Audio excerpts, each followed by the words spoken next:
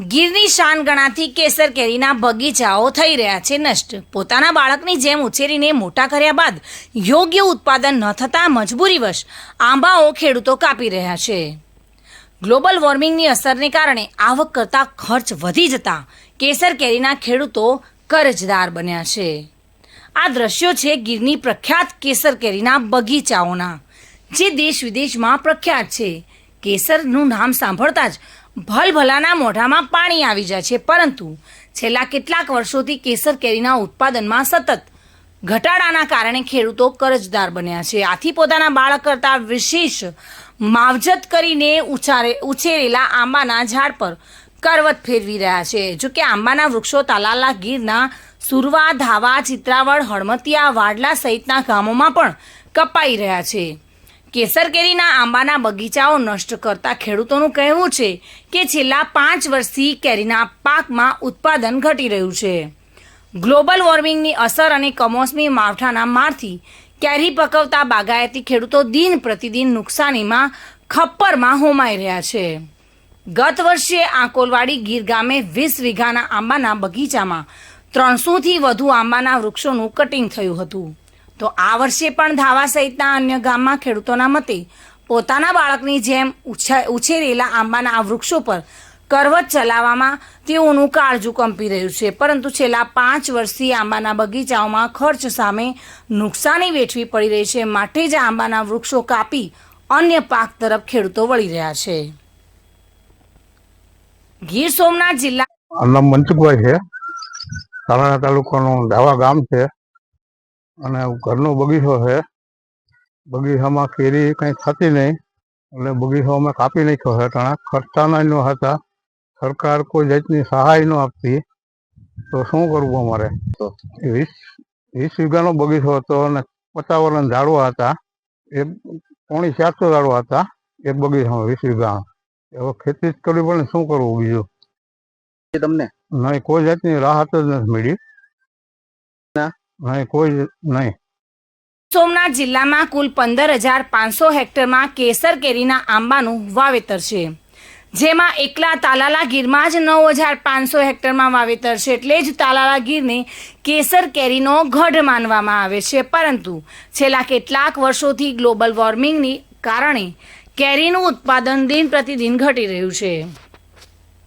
કેસર કેરીના બાગાયતી પાકોને પાક વીમા હેઠળ આવરી લેવા છેલ્લા 1 દાયકાથી ખેડૂતો સરકાર સમક્ષ માંગ કરી રહ્યા છે, પરંતુ કયા કારણોસર આ દિશામાં નક્કર કાર્યવાહી થતી નથી તે સમજાતું નથી। જોકે કેસર કેરીના પાકને પાકના વીમાનું રક્ષણ મળે તો ખેડૂતોને કુદરતી આફત સમયે ટેકો મળી રહે છે। સાથે જે રીતે ગીરના જંગલમાં સિંહોના રક્ષણ માટે પ્રયાસો થઈ રહ્યા છે, તેવી જ રીતે ગીરની શાન ગણાતી કેસર કેરીના ઝાડનું પણ યોગ્ય પૃથ્થકરણ કરીને ખેડૂતોને માર્ગદર્શન આપવામાં આવે તો આગામી દિવસોમાં કેસર કેરીના ઝાડ કાપતા ખેડૂતોને અટકાવી શકાશે। નહીં તો ગીરની કેસર દિન પ્રતિદિન ઘટતી જશે અને ક્યાંક એવો સમય ના આવે કે નામ શેષ થઈ જાય। બીજી તરફ 50 વર્ષથી વધુ જૂના આંબાના ઝાડ ખેડૂતોને ફરજિયાત કટિંગ કરવા પડે તેમ છે, કારણ ઝાડની ઉંમર વધતા ફળ નાનું થતું જાય છે। ઝાડ વધીને ઊંચા થવાથી કેરી ઉતારવાનો ખર્ચ પણ વધી જાય છે। આથી આવા વર્ષો જૂના આંબાના વૃક્ષો કાપીને નવી કલમો વાવીને નવસર્જન થઈ રહ્યું છે।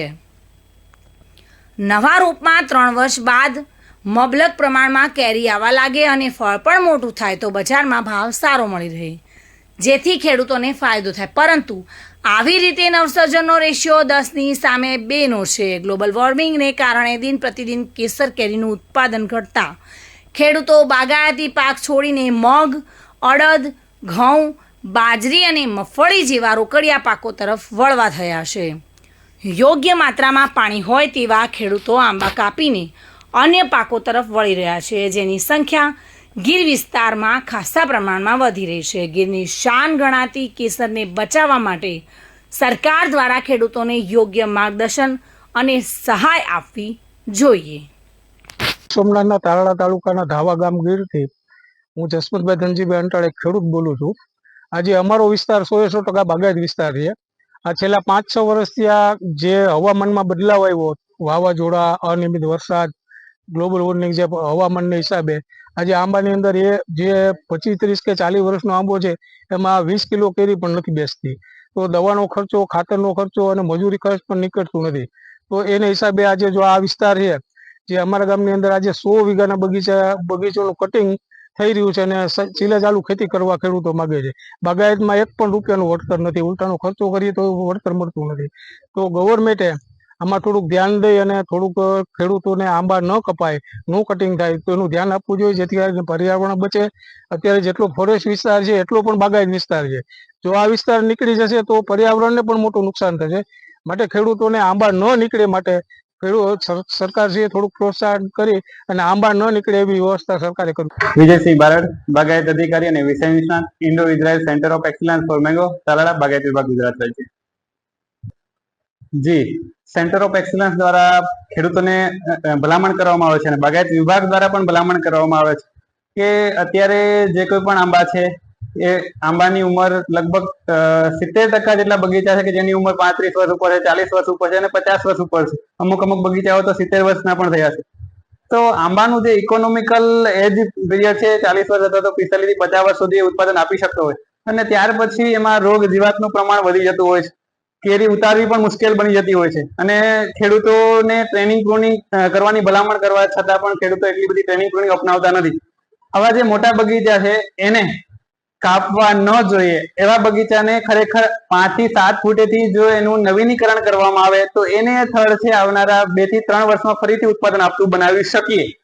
એટલા માટે થઈને આ સેન્ટર ઓફ એક્સલન્સ દ્વારા ખેડૂતોને તાલીમો પણ આપવામાં આવે છે અને વીરપુર છે, અમડાસ છે, ચિત્રોડ છે એવા ગામોમાં જે ખેડૂતો નવીનીકરણ કરવા માંગે છે એવા ખેડૂતોના ખેતરે જે એને માર્કિંગ કરી આપવામાં આવે છે અને નવીનીકરણ કર્યા પછી કઈ માવજતો કરવાથી એનો બગીચો છે ફરી 2 વર્ષે અથવા 3 વર્ષે કઈ રીતે ફરીથી ઉત્પાદન આપતો બને એ માટે થઈને માર્ગદર્શન કરવામાં. બીજી વાત એ કે આજે જે જૂના બગીચા છે એનું વાવેતર અંતર છે એ 40 બાય 40 ફૂટ છે, 30 બાય 30 ફૂટ છે. તો આવા બગીચાને કટિંગ કરવા કરતા પણ જો એનું નવીનીકરણ કરીને વચ્ચે નવા આંબા વાવવામાં આવે તો એ જે વચ્ચે નવો રોપેલો આંબો છે એ પણ તમને 3 થી 4 વર્ષે ઉત્પાદન આપતો થઈ જશે અને આ જે આંબો છે જૂનો એ પણ તમને નવીનીકરણ કરેલો છે એ બી 3 વર્ષે ઉત્પાદન આપતો છે. એટલે આવક છે તમારી વધી જશે, સાથે સાથે રોગ જીવાતના પ્રશ્નો ઘટી જશે, મજૂરના ખર્ચા પણ ઘટી જશે.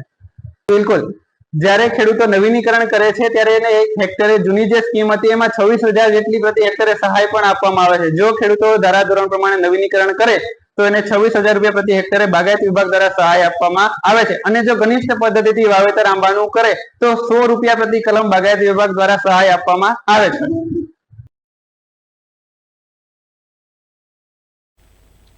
ચેતન અપાનાથી સાથે bureau report, today Gujarati news.